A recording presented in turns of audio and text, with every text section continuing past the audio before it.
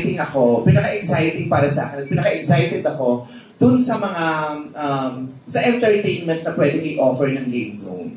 Because syempre yung brand ko, Vice Ganda, it's all about entertainment, it's all about good vibes, it's all about fun.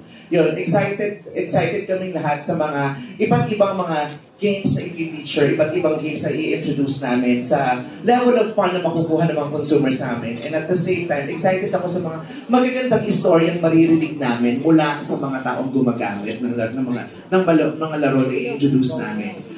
Excited ako makarinig ng kung paano ito nakatulong dun sa manlalaro para mapasaya ang araw niya, para makasurvive siya sa isang very toxic and very stressful day, at kung paano nakatulong yung mga maaaring mapanalunan ito hindi lamang sa pamumuhay niya, kundi sa pamumuhay ng mga mahal niya at sa komunidad niya mismo. Ayun, excited ako doon sa kung yung mga magagandang istorya na ma-share ng mga gamers natin dito sa Game Zone. It is very important kasi again, ang dami ng gaming apps. Di ba? Sobrang dami. At ang dami pang nag-a-attempt na mag-create at mag-introduce ng mga bagong brands, di ba? And it is very important, it is very crucial for a brand na nagsisimula at gustong tumapat sa napakarami ng mga nauna at napakarami pang lalabas na magkaroon ng endorser na magbibigay sa kanila ng legitimacy. For me, it's all about integrity. Yung gano'n. Kasi sa dami na nga ng gaming app, sa dami ng lumalabas at lalabas pa, may confusion na at maaaring yung mga tao din ay magtatanong na, ano dito ang legit? Ano dito ang genuine? Ano dito ang hindi scam? Diba? So it's all about integrity. So, hindi naman sa pagbubuhat ng bangko, alam naman ng mga tao na ako as a personality, as a brand, I have always been genuine to my fans, to my supporters, to the people, to the Madlang people. I've always been genuine and sincere to them. And I have always been concerned sa lahat ng mga Madlang people na nagmamahal sa akin.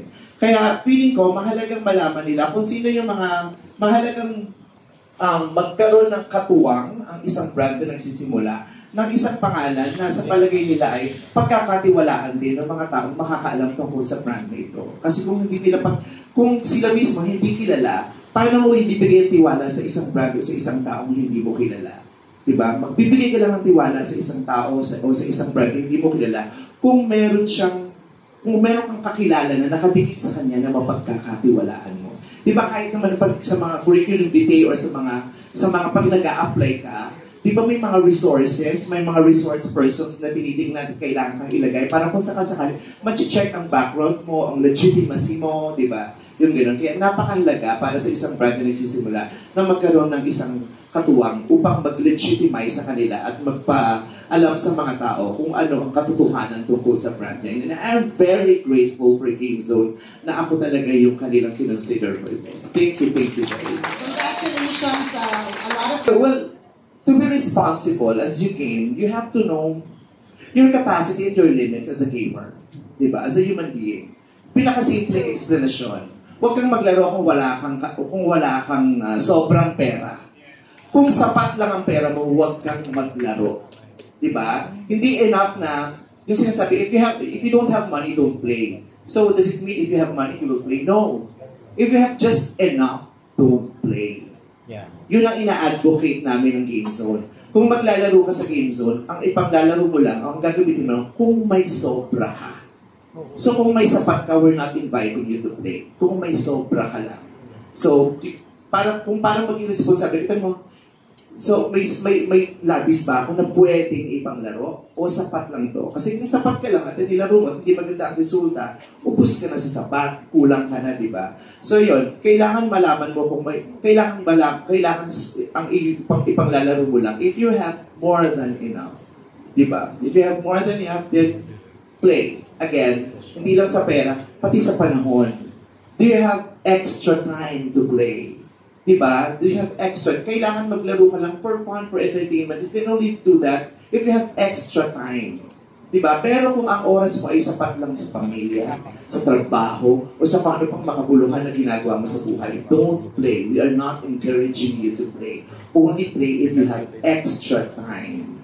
Okay? So kung walang pera, o kung walang extra pera, huwag maglaro. Lalong-lalo na kung wala kang pera. Diba? Huwag mangutang para lang makapaglaro.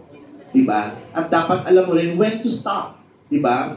We are not encouraging you to make this gaming as your lifestyle and as your life. Only play for fun. Yun ang sinasabi namin. Only play for fun. Do not abuse your capacity to play. Do not abuse your time to play. Do not abuse yourself to play, di ba? Kasi sabi nga nila, anything that is done excessively constitutes a bad habit. And anything that constitutes a bad habit constitutes evil. So kung anumang sobra at labis o higit sa pangkaraniwan, masama. So pray responsibly. Oh, perfect. Thank you very much. Thank you.